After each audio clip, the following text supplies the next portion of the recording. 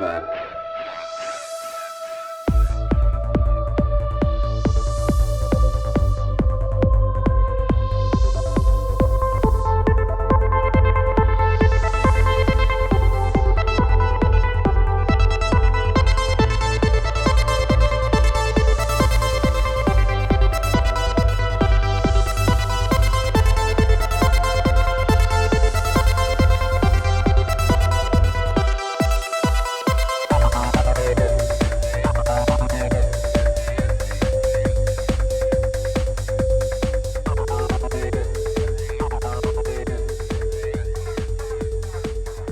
What's up? Another episode of the Ripple Effect Podcast. I'm your host, Ricardo Rendas, also known as Ricky France, and a great episode for you today. It was a great episode, but I do feel a little guilty because this is the second episode in a row. I've spent a significant amount of the podcast kind of challenging my guests' ideas and letting them challenge mine. I think that's thought-provoking as long as guests understand that you're not trying to make them look bad and you're just challenging ideas and you're okay with your ideas being challenged and that's all right, and it's fun, and that's how you learn because people bring up things you haven't thought about or studies you haven't looked into. So hopefully the guests and the listeners understand that's kind of all I'm trying to do. I'm just open. I'm always open to debate, not because I'm trying to prove anybody wrong or try to be right, but because I just want to learn and I want to explore ideas and I want to challenge ideas. Like I always say, Dr. Pam Popper, I'm a fan of hers. She was in a documentary that we refer to right in the beginning of the show, which I was a huge fan of back in the day, called Making a Killing. I think you can still find it on YouTube, so please search for it. We start the show talking about making a killing and kind of that stuff, ADHD, ADD, but then we go into diet and nutrition, which kind of led to us disagreeing on some things and agreeing on others.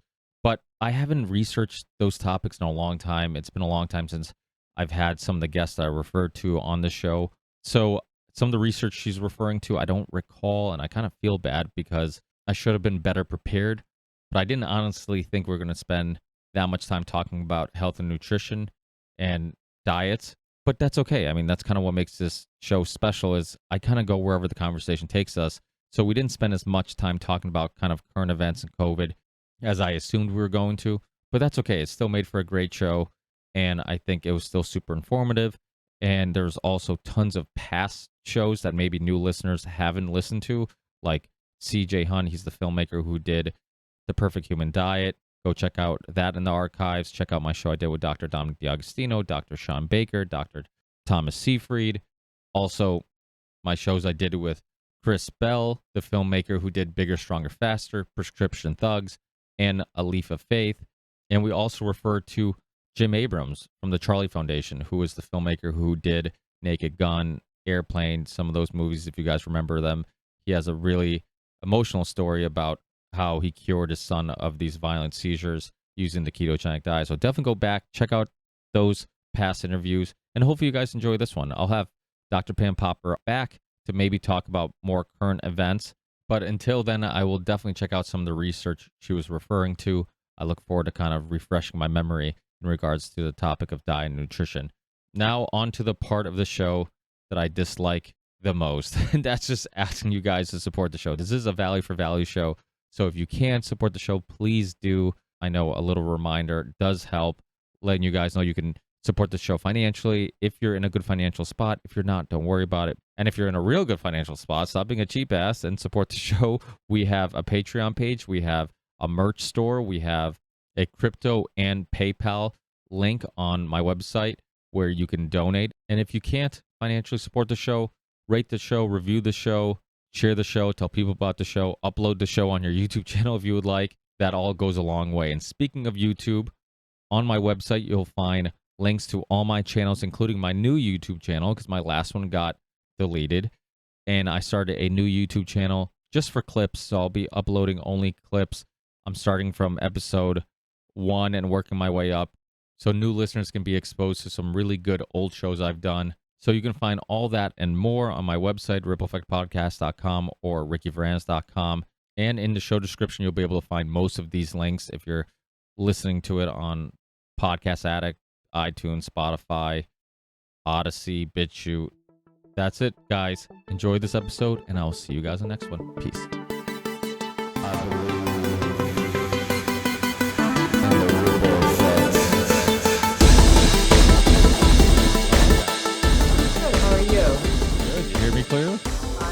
Yes.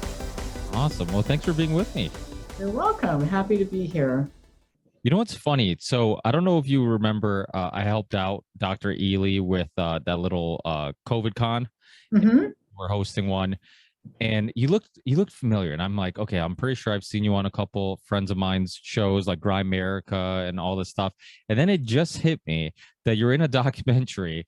To actually, it hit me today that you're in a documentary that I recommend all the time, about prescription drugs for depression and Making a killing. making a killing. Yes. Long time ago. Yeah. Yeah, and Absolutely. and it was a great. I recommend that documentary all the time. You could still find copies of it on YouTube, but it was just the DSM and that history is something that people don't really know a lot about, and it's kind of overlooked. And then when you see a documentary like that, it makes so much sense because I mean, you want to talk about like fuzzy science. I mean, that whole field is based on fuzzy science, like a lack of science. There's no science in it. It's all like I ask you a couple questions.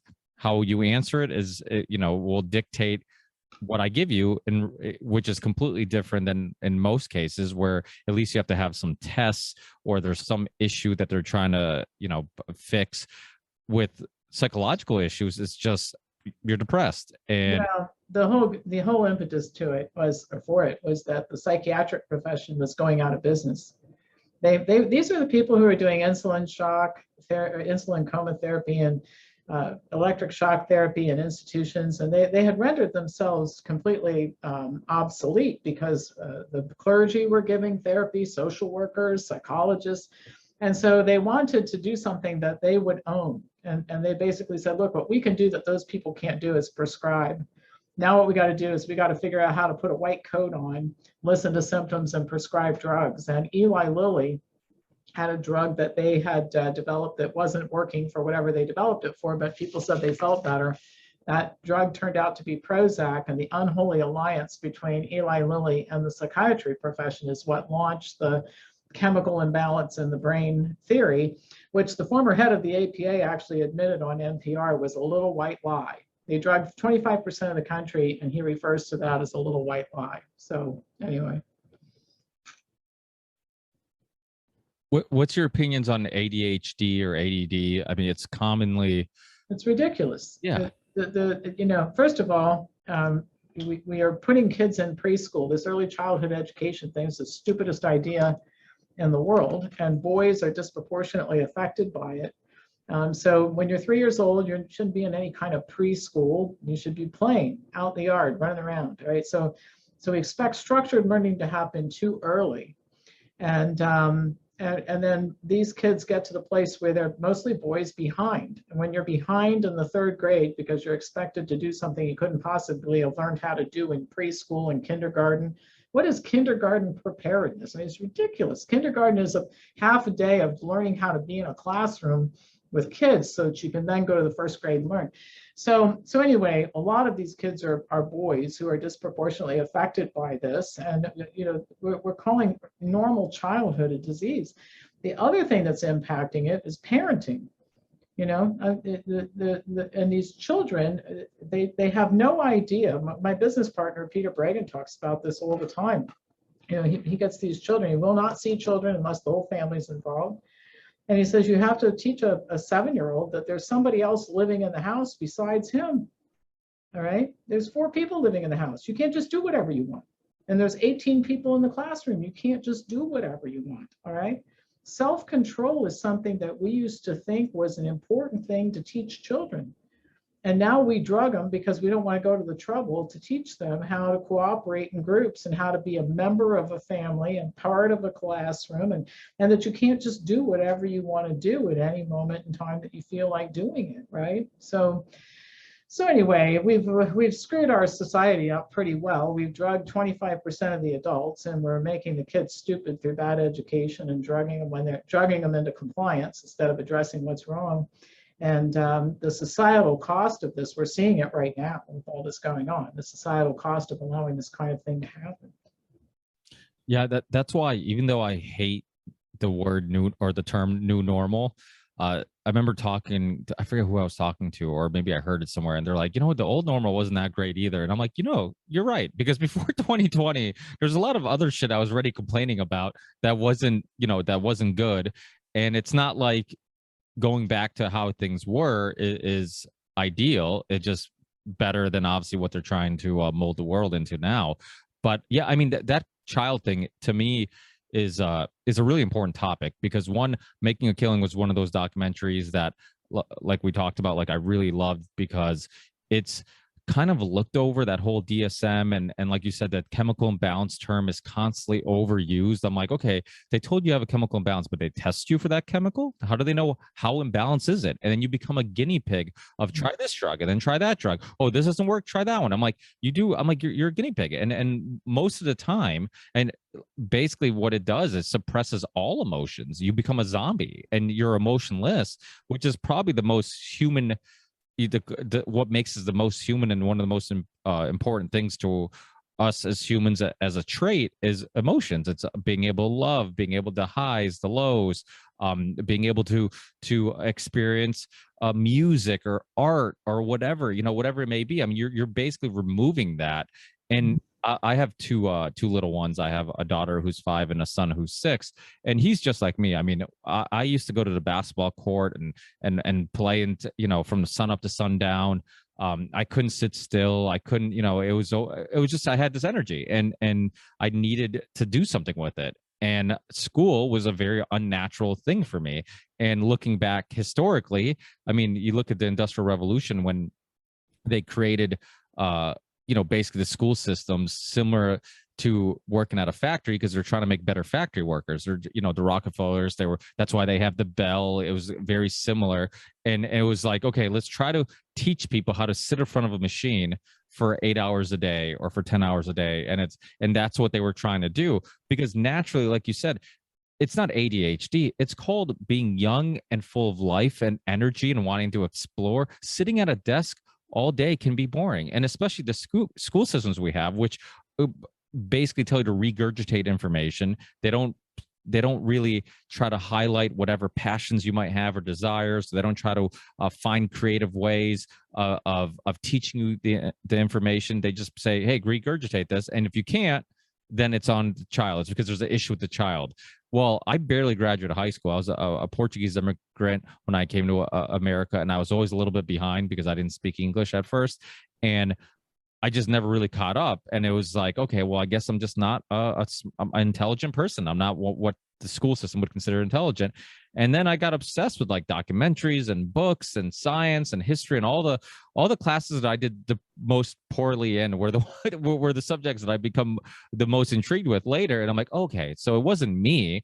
It was just it was boring. The information they're giving me were boring, or it wasn't relevant. They weren't telling me why it's important. How does this help me better understand myself or the world around me? So these you know, when parents are like, oh, you know, my kid has ADHD, I'm like, no, you got to find a place for them to exert their energy in a productive way. Put them in a sport, put them in a get them playing music, get them doing something, you know. And it's like, if you do that, it's with adults the same thing. I've always been a nutrition and fitness freak, and people are like, I have a hard time sleeping. I'm like, you need to work out more. I'm like, try working out. I'm like, it's going to help psychologically. It's going to help physically. You know, I'm like, try that first. Try some of these natural ways of kind of handling your issues prior to going to a sleeping pill or whatever it may be. But it almost looks like our ancestors had it right. And the further we get away from the way they lived, the more messed up society becomes. Yeah. Yeah. Well, we have a lot of work to do to fix all the things that are wrong right now. Yeah. Well, let's get a little bit of your origin story, if you don't mind. How did you lead into, because I know you're into health, nutrition. You've been a lot of different documentaries. You've written a book. So what led you down that path? Was it just intriguement with the subject or something else? Well, it was kind of accidental, actually. I was like a lot of people. I paid no attention to my health. We don't really teach that as a value system. And by the way, you know, a lot of things, you always grow up thinking you're not going to be like your parents, you know, and your grandparents are going to leave all that behind. Well, the apple doesn't fall far from the tree. And in the areas of life where they invested in, you know, in teaching me something like, hard work pays off, and finish something if you start it, and all kinds of things like that. I followed suit. I ended up, like I said, the apple doesn't fall far from the tree. I don't remember a single discussion about health when I was a kid.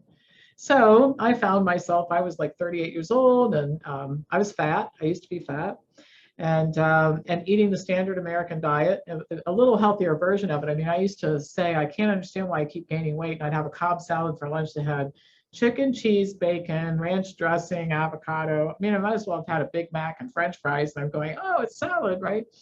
And kind of getting to that stage where a lot of people do, tired all the time. I used to nap a lot, just to get through the day. And I read this article about nutrition. I never read anything like that before. This was 1994, long before everybody was talking about it. And it made sense. And I started looking into it. And I thought, I'm going to change my diet. And I did. And I lost a lot of weight, and I started running marathons, and people thought that it was like, what happened to Pam Popper? Not the person I used to know. You're half of Pam Popper, actually. I lost half of myself. And so, and that got me thinking, and I got interested. I decided I was going to go into business to do something with this, and I ended up going back to school. But the thing that was maybe a little bit different in my story than other people's is that I started thinking, gosh, if I was so misinformed about diet and lifestyle habits, what else have I been misinformed about with health? And I found out it isn't just that cardiologists don't tell you that you can lower your cholesterol with diet and drug you. It's that cardiologists don't tell you that angioplasty is useless unless it happens right after your myocardial infarction. Cardiologists don't tell you that statin drugs reduce your risk of heart attack or stroke by 0.7%. I mean, endocrinologists don't tell you that fat is the macronutrient that leads to diabetes, and so on and so on. So I got into this business of informed medical decision making, which is looking at evidence to guide decisions. And we've started teaching consumers. That's what my business is all about. We started teaching consumers that you should buy healthcare and diet and supplement advice and everything that has to do with how you take care of yourself, the same way you buy houses and cars and appliances and retirement accounts. You ask questions, you look into it. Now, I'm not talking about emergency situations. I mean, if you need stitches or you've got a broken bone, you don't need a baked potato and a copy of my latest book. But 95% of all healthcare decisions are premeditated, or should be, right? So we started teaching this to consumers who would go see their oncologist who graduated from Harvard University and say, listen, I looked at this treatment option you put in front of me. It extends my life by 10 weeks, and I'm 44 years old, and I think I'd like to live longer than 10 weeks. I mean, what else you got, right? People's jaws drop. So pretty soon, healthcare providers started calling and saying, I want to learn how to do that. I had no idea that all this stuff we did was not so good and all that. And it just became a big business. We do business in 33 countries. And so the whole idea is that there aren't right or wrong answers. I often compare what we do as being similar to a real estate agent. Real estate agents don't have a particular interest in you buying a particular house. They want to make house buying easier for you. And they realize that one person looks at a lot with 12 trees and says, I've always wanted to live in a place that looks like a city park. And somebody else says, are you kidding me? I'd be raking leaves for 10 hours a day, from November through the end of the year. Same house, different value system, right? So that's what we do. And there's no accountability in healthcare. Kind of goes back to what we were talking about with the psychiatric drugs. I mean, you can do something that is patently wrong and harmful. You can do it to tens of millions of people for decades, and there's no accountability for it. And it never goes away. Have you noticed that? Once medicine starts doing something, it's almost impossible to get them to change course, no matter how bad an idea it actually is. And just recently, I don't know if you saw this, but I've been telling people that there is no benefit to taking aspirin for primary prevention. Even though Bayer Aspirin has that commercial on TV where they always have a married couple and the guy has a heart attack and he didn't take aspirin like his doctor said, and his wife's looking at him lovingly saying, please, please save yourself and take the aspirin, right? But there's no benefit. And so the U.S. Preventive Services Task Force just issued a statement saying there's no benefit to taking aspirin for primary prevention. What I've been saying for 20 years. And guess what we're going to do in 2022? we are going to recommend aspirin for primary prevention to everybody who turns 55. It will change nothing.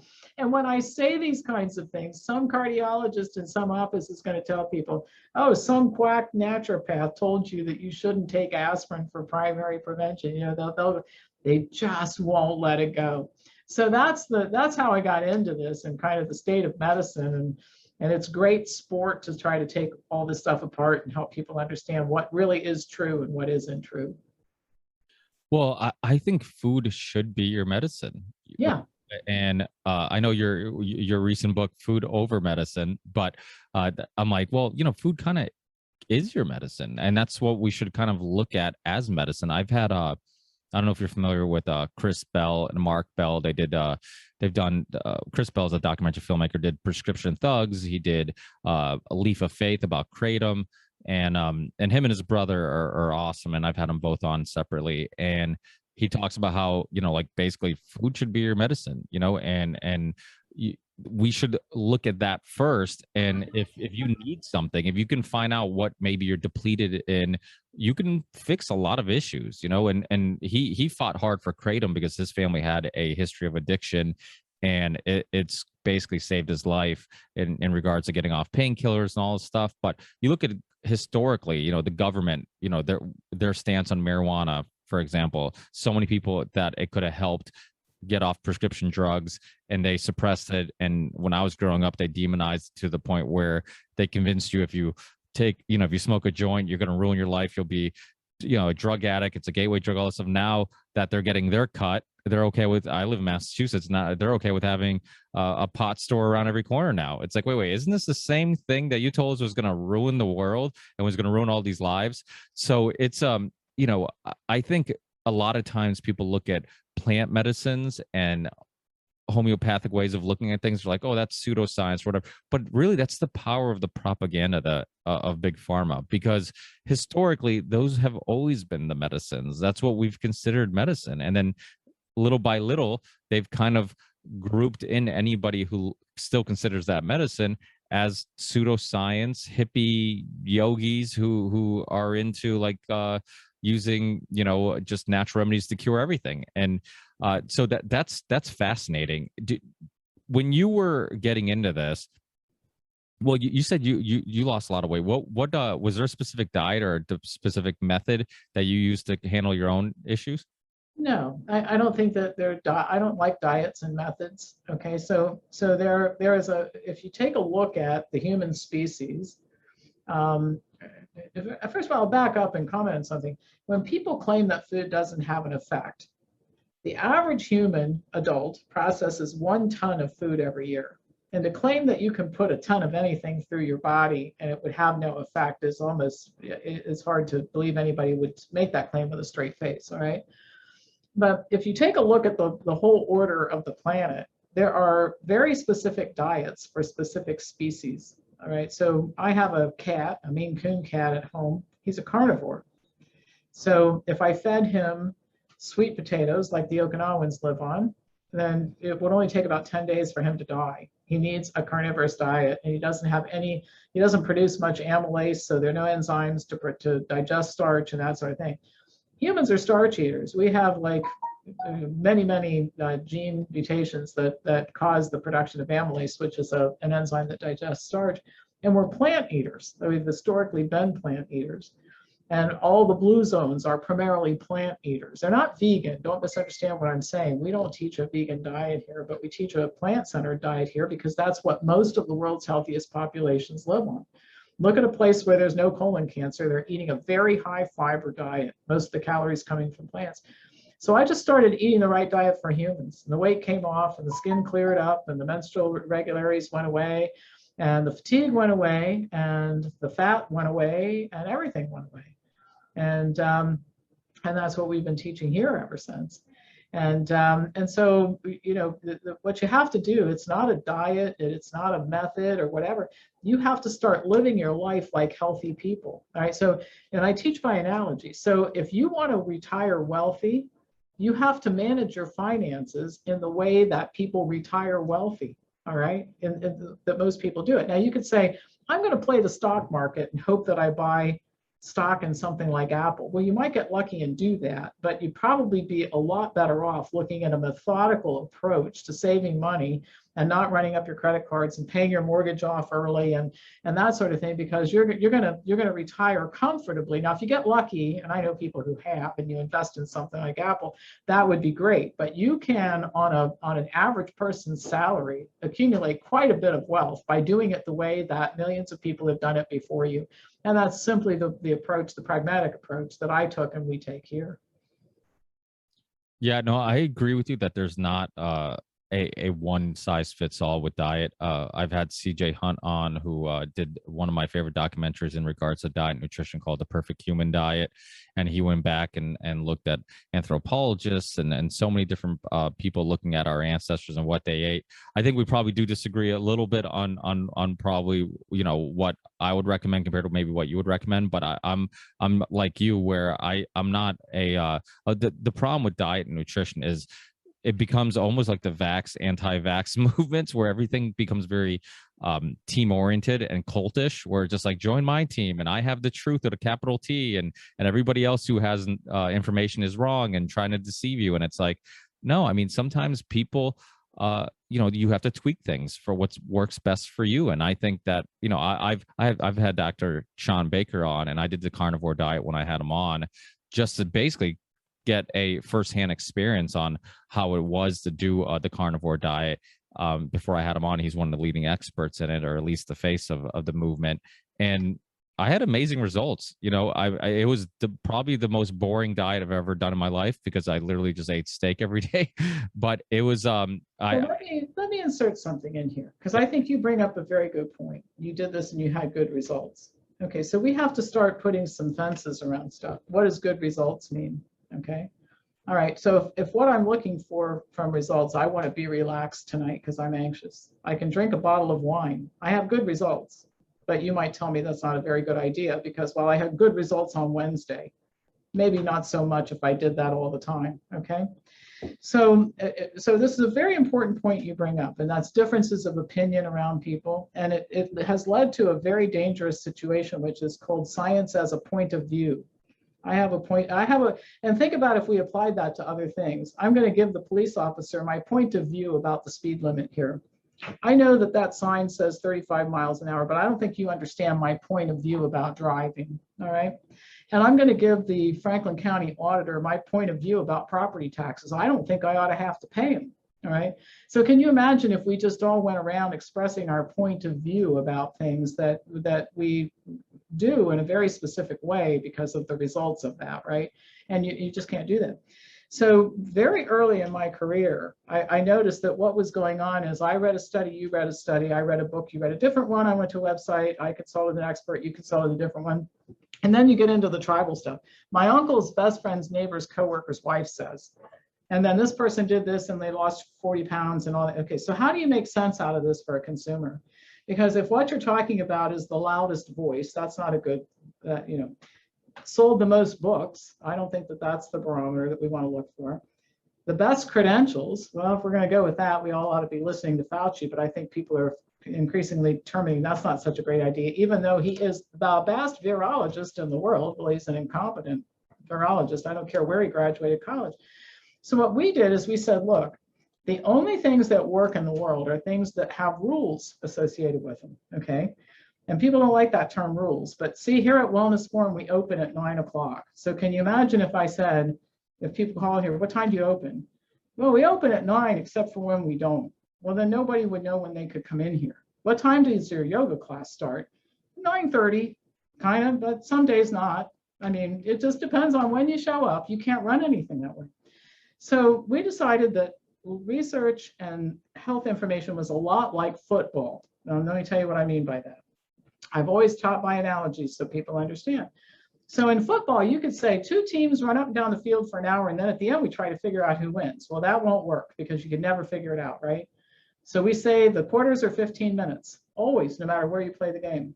And you have these positions, and the first down is 10 yards, always.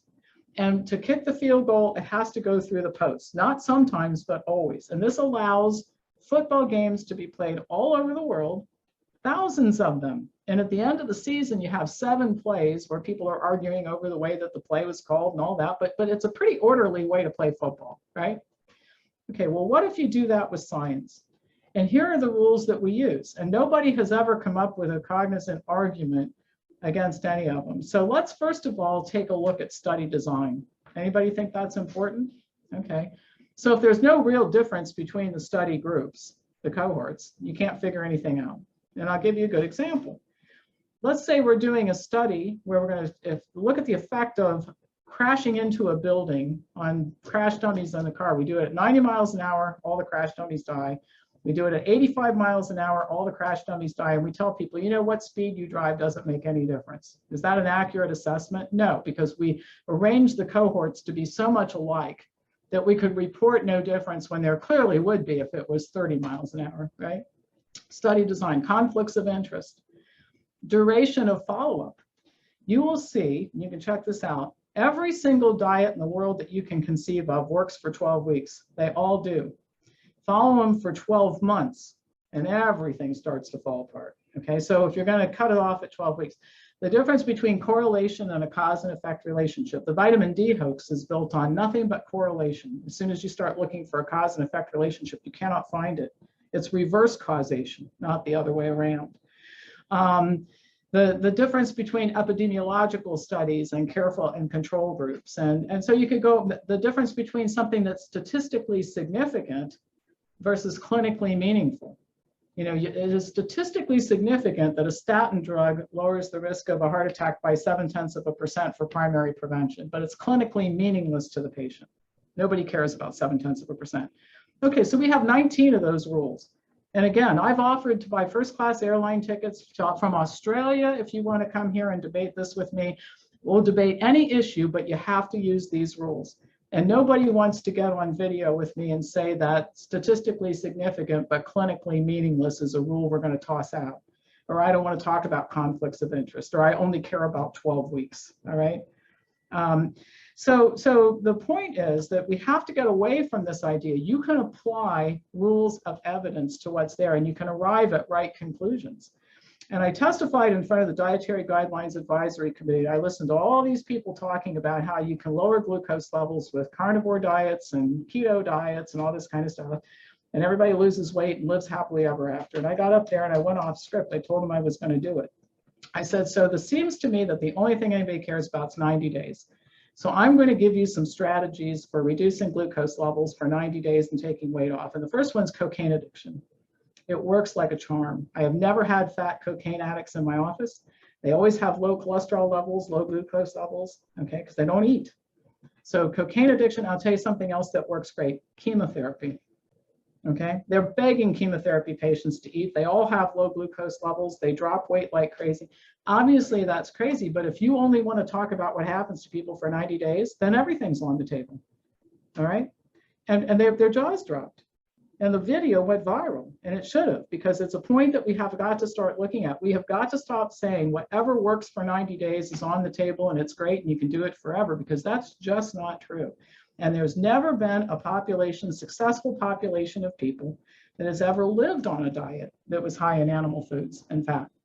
The Eskimos are the most osteoporotic people on the planet. Their lifespan's 20 years less than the people who live in the cities, which are definitely eating worse diets than we would like. 100 miles away. So I just think it's important that we keep discussions focused on some type of box that we put things in so that it isn't he said, she said, any study goes, and whatever I did for drinking wine tonight made me feel better, so therefore I'm going to recommend it to everybody. No, I agree with you 100%, but there is benefit. There's people who, I've been doing the keto diet. It's more of like a ketovore diet because most of what I eat is animal foods for probably like 6 years. I fast every single day. For example, today I haven't had anything. I went to the gym in the morning, worked all day, didn't have anything except water and caffeine all day to keep me going. And so it's been, basically a 6-year experiment. But I've had, Dr. Dominic D'Agostino on. I've had one of the most, I think, intriguing stories is, are you familiar with those hilarious movies, Naked Gun from back in the day? I don't think I ever watched them. Oh, well, the filmmaker, Jim Abrams, I was a big fan of those films, but I had him on because he started something called the Charlie Foundation. And it's kind of relevant to what we're talking about, his story. I thought his story was very it was meaningful and important for people to understand that your doctor doesn't necessarily have all the answers, and there could be better answers out there that he's not aware of. And his story kind of highlights that, because he was a famous, successful filmmaker who had access to all the best doctors, all the best hospitals, could cut in line because he had friends that donated to the right people. And he had a son that was born with was having these very violent seizures, and they couldn't resolve it. I And do know his story. Yeah, they went to Johns Hopkins. They kidnapped the child from the hospital, and they made a movie about it. I remember Meryl Streep was in the movie, I think. yeah, what the hell was the name of it? Speak No Evil, maybe? Oh no, was it? Maybe something. I I don't don't know. remember. I saw it though. It's an excellent film. I refer people to it. Yeah, yeah, and it's about his son's story, and he gets his kid on the ketogenic diet. His doctors of course never suggested it, and he was upset about it, and had probably a unnecessary surgery that was supposedly going to attempt to try to fix this issue too, and years of probably violent seizures that have some long-term effects, put stress on the family, all this stuff. And none of these doctors ever once suggested the fact that Johns Hopkins actually had some research that they completely abandoned, showing that there's some success with these kids who are having these seizures and the ketogenic diet, because you're basically getting the child in ketosis and then using ketones and energy source. And, right.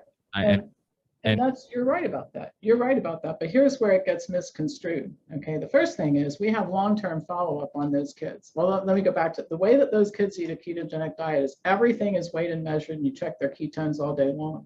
And it's easy to tell if they go out of ketosis, because if they eat a cracker, they'll seizure out. Okay.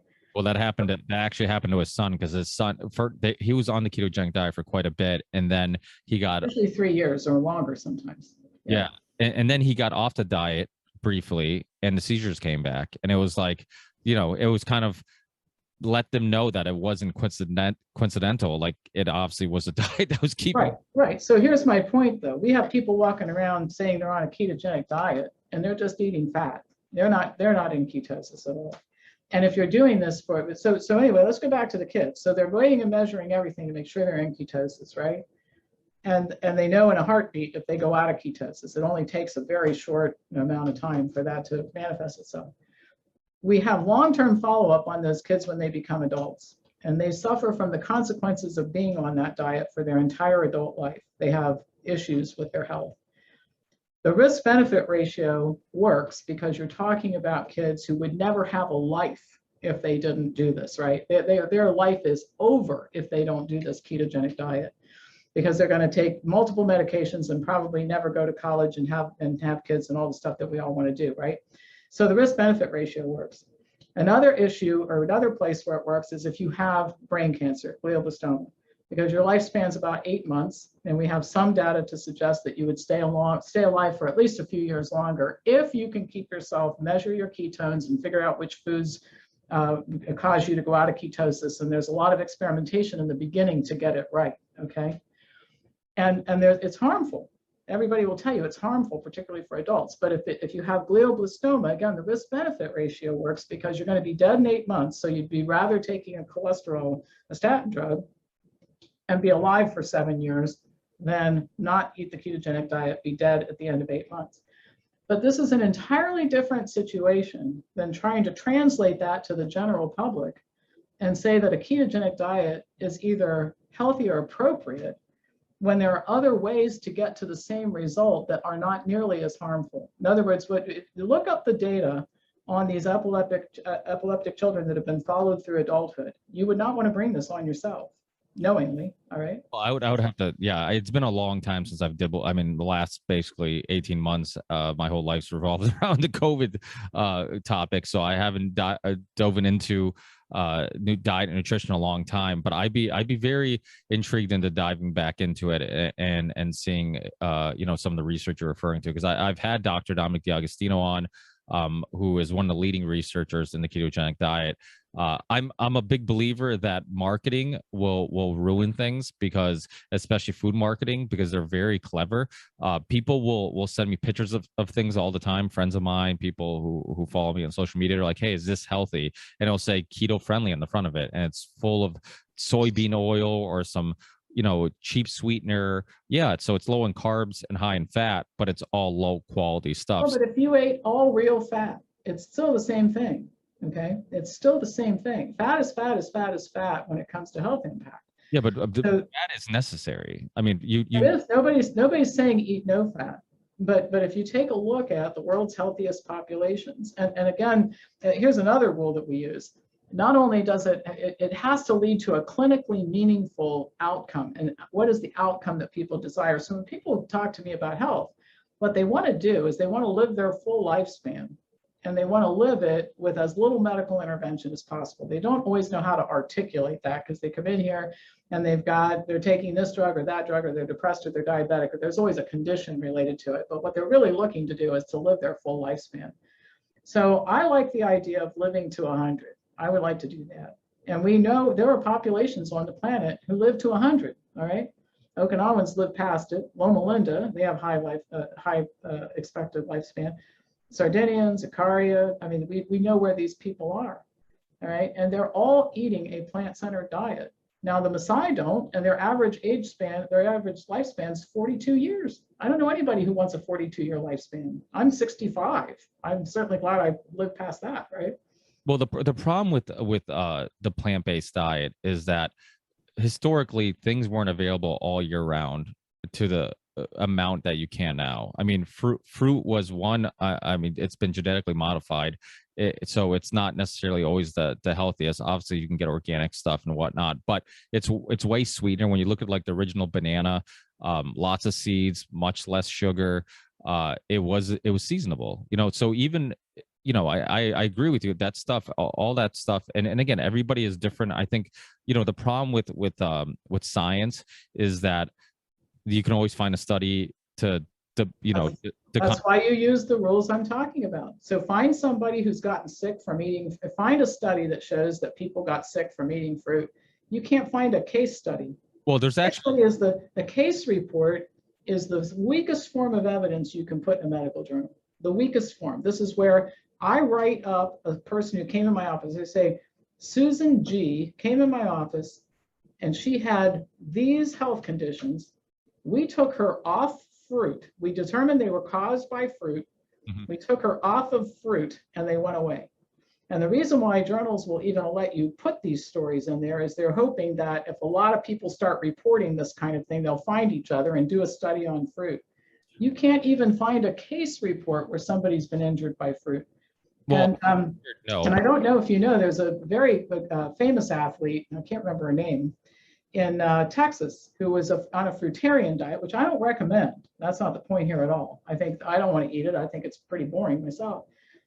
Subjected herself at Baylor University to every test imaginable to see if there's anything wrong with her after eating fruit for 10 years and exercising 10 hours a day.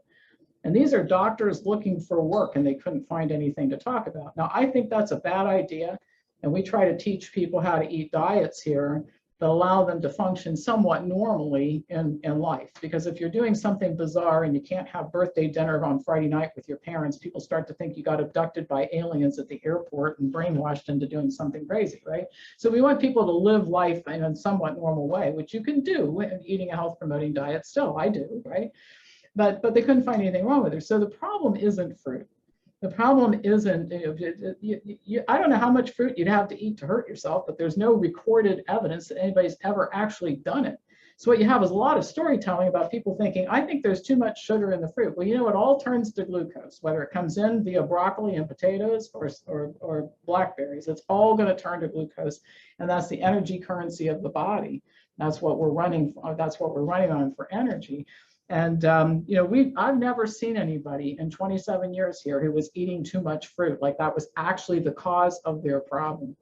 We'd like people to eat more of it.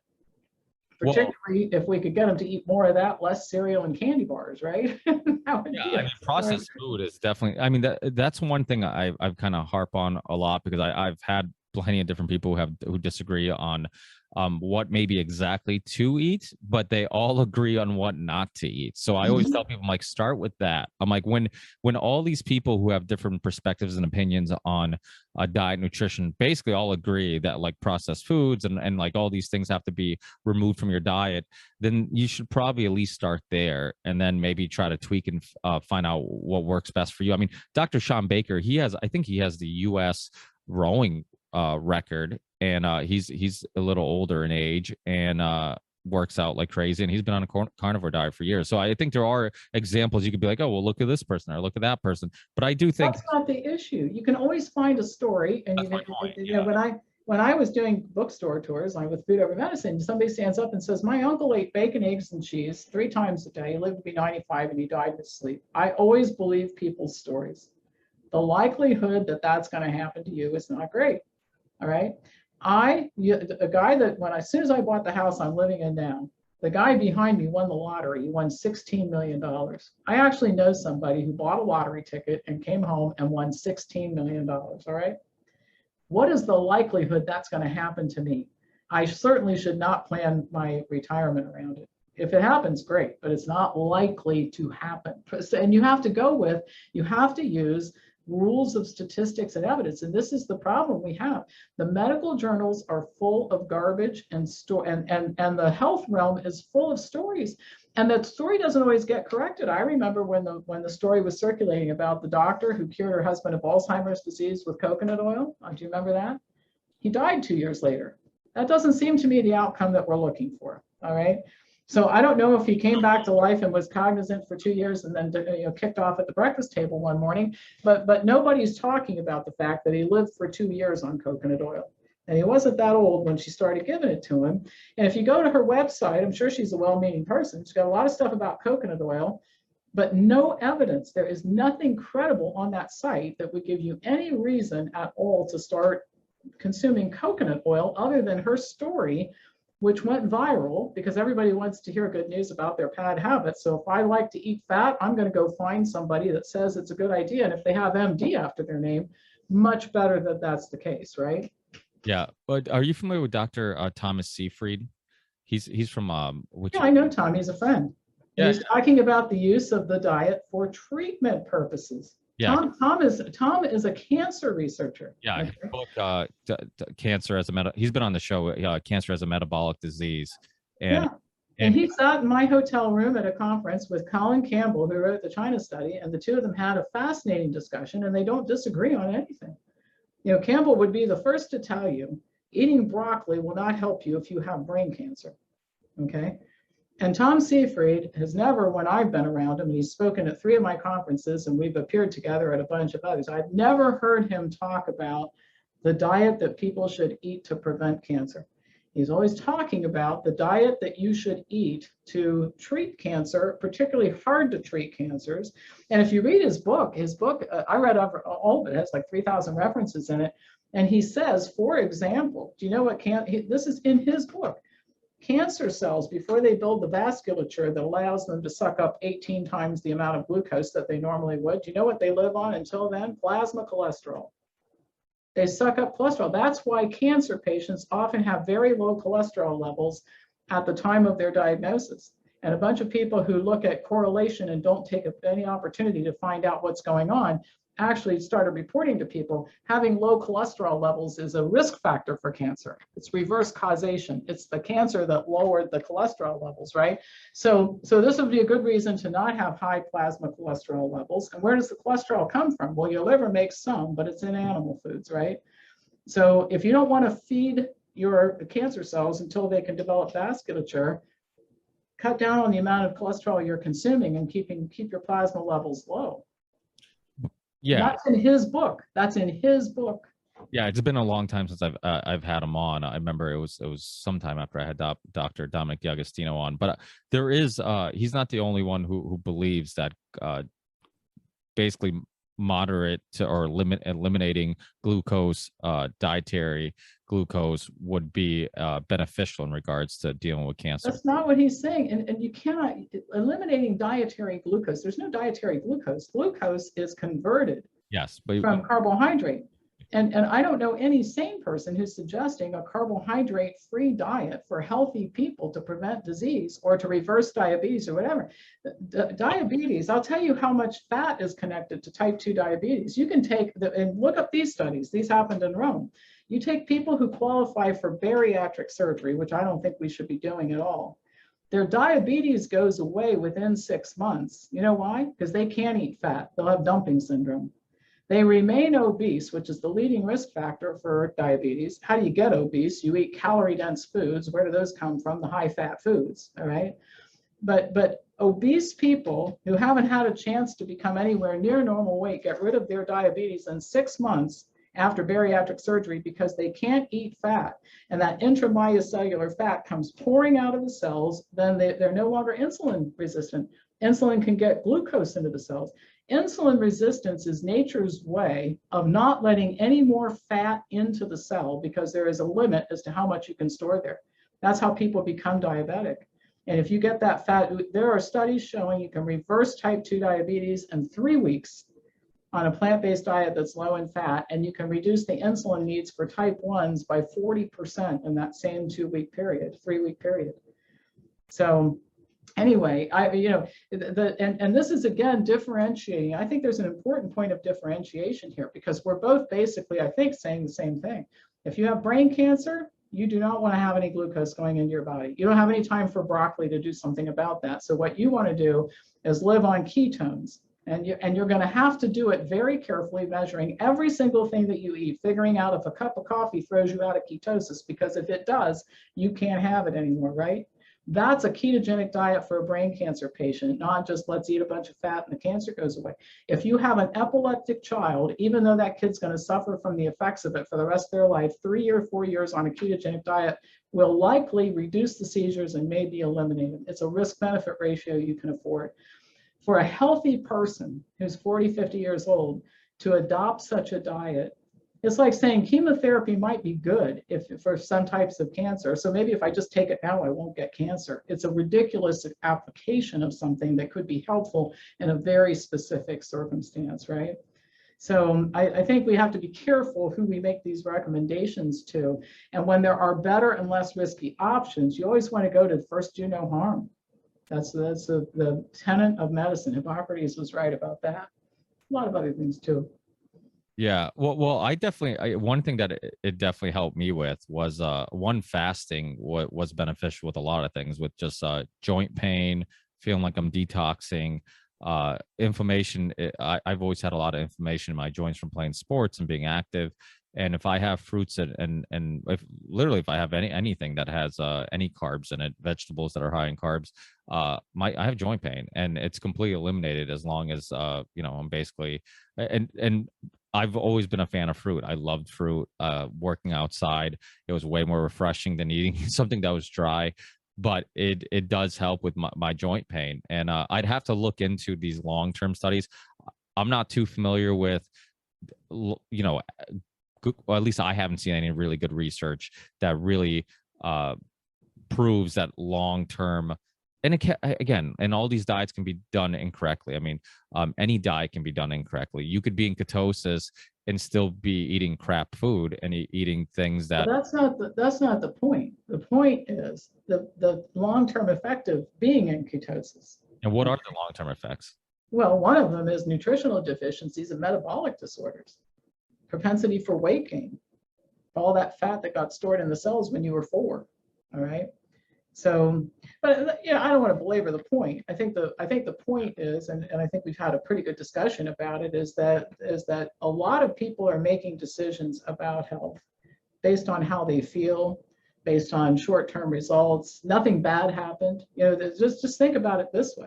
If somebody came on this show and said, listen, I hear what you're saying about all this, getting rid of junk food and all that kind of stuff, but I'm going to tell you something. I'm 55 years old.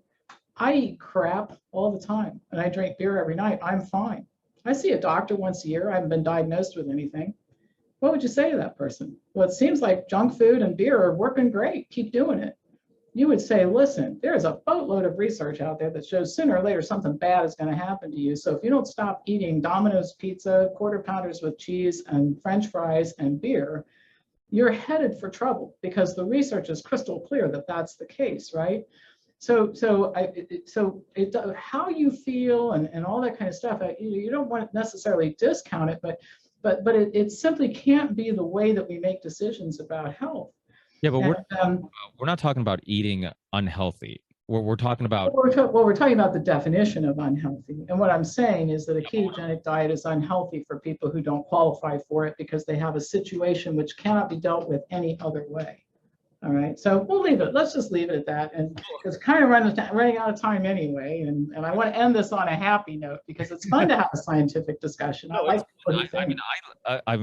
honestly, it's funny because I was just thinking to myself, I'm like, this is the second show in a row that I've disagreed with a guest after like. Nothing wrong with that. There's nothing wrong with that. No, it's not at all. But I would just, it's rare because usually I'm just especially the last year or so. But well, I actually had Dr. Robert Lustig on. Remember, Dr. Robert Lustig? I don't know him, but I know who he is. Yeah.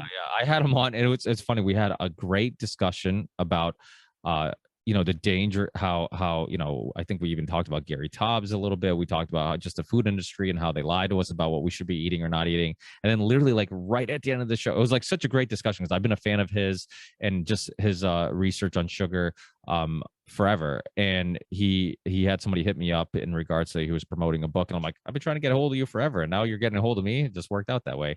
And at the very end, I don't know how, I would have to re-listen to know how it got brought up, but the COVID vaccine got brought up. And then he's like, we obviously disagreed on the COVID vaccine. I'm like, oh my God. I'm like, you don't see this? I'm like, we were just talking about the corruption in medicine and food and all this stuff. And like, he had these blinders on where he was convinced that like, if we all just got, I think that's what he said, like, if we all just get vaccinated, everything will go back to normal. And I'm just like, what? I'm like, what did you say? Well, I think the important thing is that we've got to have the discussions, and what I've been very bothered by for a long time, even before this came about, is that medicine has always wanted to censor dissenting opinions, and they want to be very exclusive about who comes to the table, not inclusive, but exclusive, right? And so I think the important thing is not that everybody shows up and agrees. That's a pretty uninteresting life to live. And I'm not interested in having dinner with people who agree with me on it. You can't learn anything new if everybody just sits around the table and nods and affirms what everybody else thinks, So I give you a lot of credit for allowing people to come on and talk about what they think and how they think and that sort of thing, because that's the only way that we're ever going to get anywhere is through scientific debate. And the idea, what's really despicable about what's going on right now is the idea that there's settled science, like there's no room for discussion, okay? That is so dangerous, because that's what Nazism taught. Everything was settled, no debate. That's what Chairman Mao did in China. We've already decided, so your input is not needed. And so I'm just always, I feel like a breath of fresh air when people are disagreeing. It's like, oh my gosh, this is part of the good old days we need to get back to, where people debate something and say, listen, we don't necessarily agree with all of this, but we can still have these discussions. We should have more of them so that people hear different points of view. Steve Shore does that conference, The Real Truth About Health, in New York every year. Now he does it virtually. But it's one of the things I've always liked about that. And people will say, Pam, did you know so-and-so is speaking and I don't think you agree with him? Oh my God, then I'm not going. Somebody does, what I'm saying? But that's the way people think now, right? So yeah, some people might speak and not, we might even be on the same panel. Go figure, right? And sit and shake hands at the end and say, this was great, So yeah, let's just try to forge ahead, have discussions, and see where we end up. So thanks for having me. This was great, and let's do it again. Are you familiar with Alex from Skeptico? I don't think so. He's got. It's funny because he kind of, his show combines science and spirituality, and he hates Dr. Well, I shouldn't say hate, but he hates his theories of Dr. Tom Cowan. And I just had Dr. Tom Cowan on my show recently, and we are talking about it. I know he interviewed him before too, so we're kind of chatting about that.